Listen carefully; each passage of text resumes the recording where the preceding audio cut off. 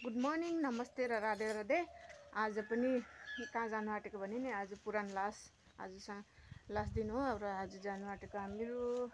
र अस्तिदेखि एक दिन गयो, त्यहाँनिर हामी कलश यात्रा त जानु पाएन, बिचमा एक दिन गयो। अब आज लास्ट दिन जानु आँटेको र म चाहिँ तयारी भयो। अब 9 बजे 9:30 हुनु आँट्यो, अब हिँड्नु आँटेको र अरू चाहिँ तयारी भयो कि भएन। र मेरो चाहिँ अहिले फुल चाहिँ फिलहाल यस्तो छ। यहाँ यो स्ट्रबेरी यतिको छ, यहाँ अलिअलि छ मुनि,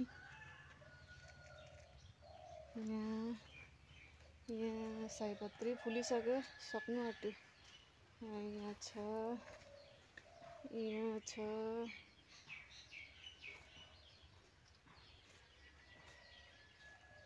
सबै फुलिसक्यो। पछाडि सयपत्री पनि छ, सबै फुलिसकेको छ।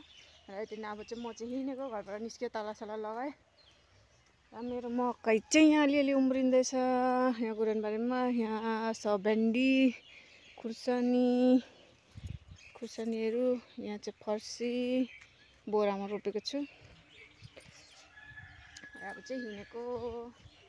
अब अरूहरू निस्क्यो कि निस्केन, म चाहिँ निस्किँदैछु। भोलि जगत जननी माता की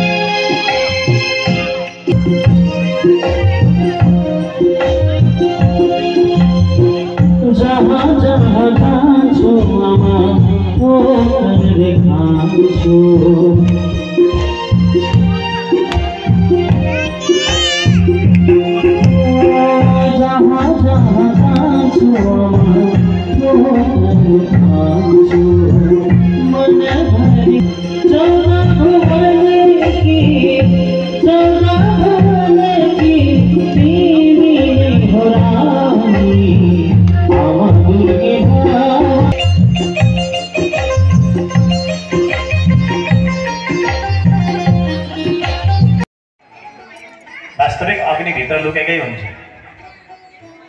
दाउरा मजाले घोट्न लाग्यो भने पनि अग्नि निस्किन्छ। अग्नि सर्वत्र छ, अग्नि सर्वव्यापक छ।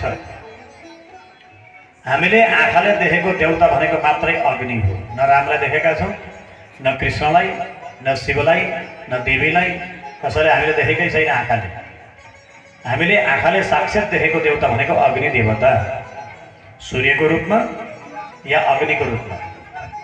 त्यही भएर हामी सनातनीहरू अलिकति भए पनि शुभ कार्य गर्नु पर्यो भने अग्निलाई साक्षी राख्छौँ, दीपलाई साक्षी राख्छौँ। समुद्रमा नदीमा हजारौँ वर्षदेखि डुबेको त्यो ढुङ्गा पनि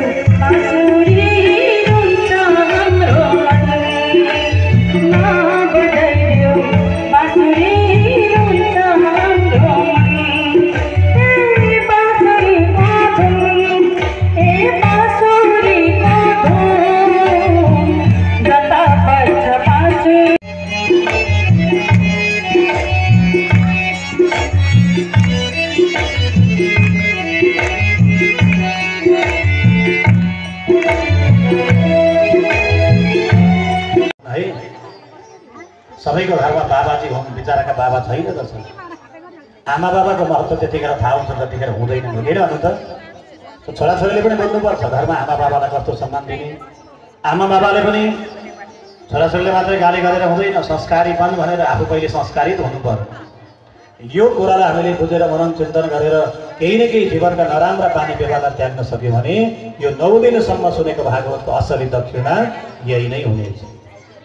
मैले त कहीँ पनि दान दक्षिणा माग्ने गरेको पनि छैन। त्यसमा यसपालि विशेष गरेर यहाँ माताको मन्दिर बनाउने भनेर जो माताले भागवतको विशेष आयोजना गर्नुभएको छ, तसर्थ फेरि पनि म सबैलाई भन्न चाहन्छु, गुरुजन व्यासमा हुनुहुन्छ, आचार्यवर्ग, गणेश गुरु, यहाँ हाम्रा कलाकार मञ्च जति पनि कलाकार भाइहरू हुनुहुन्छ, बहिनीहरू हुनुहुन्छ, यसपालि हामी सबैले केही न केही सहयोग गर्नुपर्थ्यो यहाँ मन्दिर बन्नको लागि, ताकि यहाँका यति चाहिँ हुनुपर्थ्यो, यति मात्रै भएछ। त्योदेखि माथिको चाहिँ माताको मन्दिर बनाउन हामीले पनि सहयोग गऱ्यौँ भनेर कल्पना गऱ्यौँ भने मन दुख्दैन जस्तो मलाई लाग्छ। राधे राधे।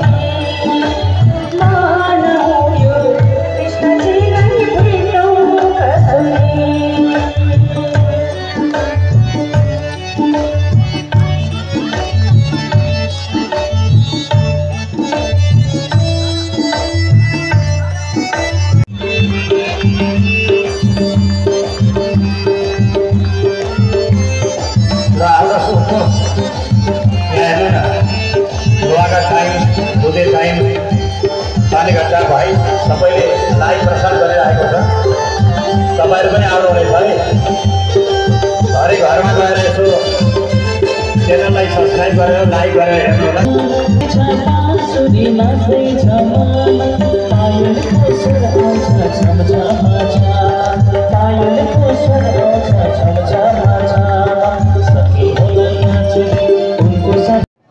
तसर्थ यस श्रीमद् देवी भागवत महापुराण समापनको अवसरमा पुण्यवान यहाँद्वारा सञ्चालित सामाजिक सञ्जाल लोहागढ टाइम्सलाई यस धन्यवाद पत्रद्वारा सम्मान एवं हार्दिक अभिनन्दन टक्र्याउँदछौँ। जय माता दी। धन्यवाद।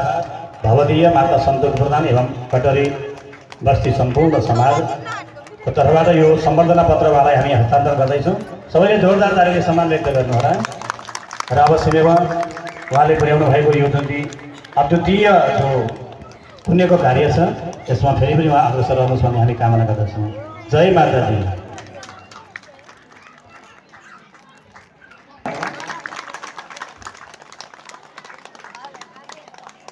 र अमन कुमार भाइ र उहाँलाई पनि यो सम्बर्धना पत्र आयोजक परिवारले प्रदान गर्नुभएको छ। म वाचन गरेर स्मरण गराउन चाहन्छु। श्रीमद् देवी भागवत महापुराण कटरी बस्ती हुलाक बेलगाछी जिल्ला दार्जिलिङ। धन्यवाद। सेवामा श्री अमन कुमार ठाकुर, दुधी टाइम्स सामाजिक सञ्जाल महाशय। अहिले समय भनेको सूचना तकनिकीले चरम सफलता प्राप्त गरेको इन्टरनेटको युग हो, तसर्थ अध्यात्मसँगै विज्ञानको पनि उत्तिकै महत्त्व छ भन्ने कुरामा हामी सचेत छौँ।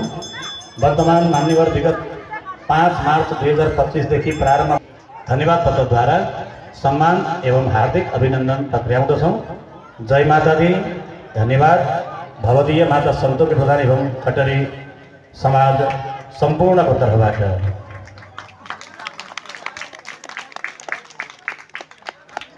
जय माता दी। तर्फबाट र व्यासको तर्फबाट उहाँ सम्मानित हुँदै हुनुहुन्छ। र सानो भाइ रितेश छेत्री हुनुहुन्छ, जोरदार तालीले सम्मान व्यक्त गर्दै र उहाँप्रति पनि यो सम्बर्धना पत्र म पढेर सुनाउन गइरहेको छु। श्रीमद् देवी भागवत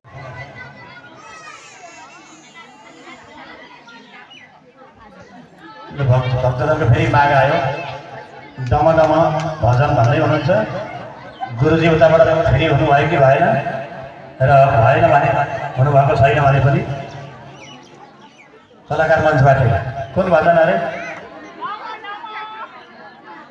आमा भजन भजन नबजिँदै त्यो राम्रो नाच्नु, नाचिराख्नु न। जय ल। कमरको थालमा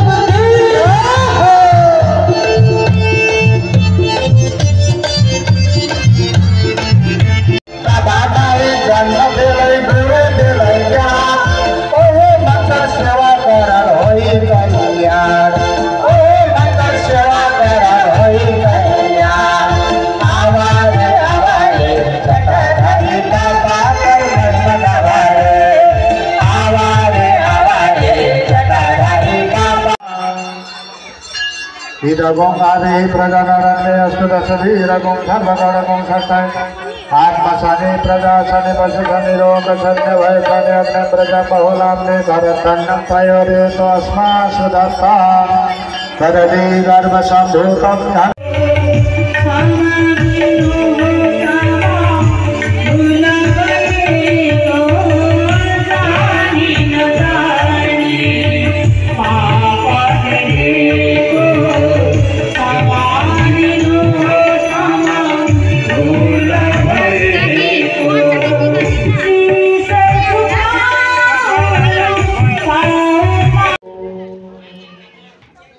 रौतपट्टि माताले कन्या पूजन आदि बाँकी छ भने उतैपट्टि राखेर मन्दिरमा या गृह प्राङ्गणमा राखेर हामीलाई अब चाहिँ हाम्रो प्रसाद थाप्ने टिका लाउने सकेको अब हामी खानेतिर लाग्ने खाएर चाहिँ हामी घरतिर यहाँ चाहिँ खानाको कार्यक्रम हुँदैछ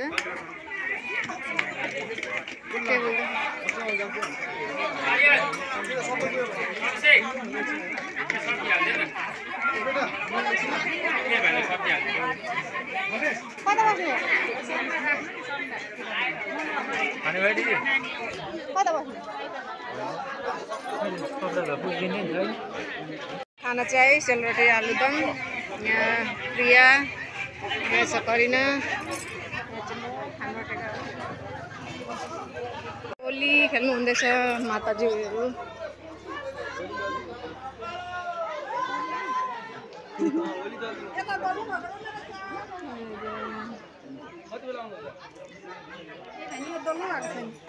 ह्याप्पी होली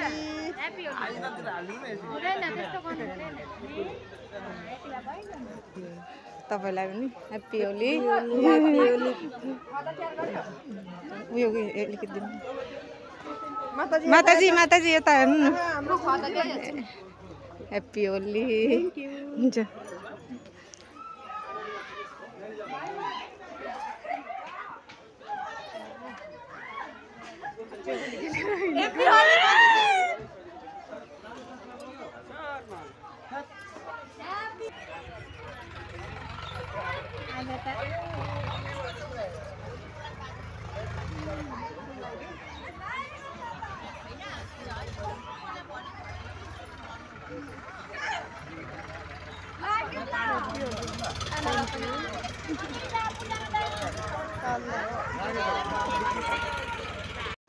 आज चाहिँ हाम्रो यस्तो छ रूप हामी चाहिँ घरतिर लागेको अब छुट्टेको यहाँबाट चाहिँ कस्तो राम्रो राम्रो दिएको थियो हामीलाई होलीले के भयो यस्तो भइरहेछ हो आजको भ्लग चाहिँ हाम्रो यहीँ एन्ड गर्ने हो यतिमै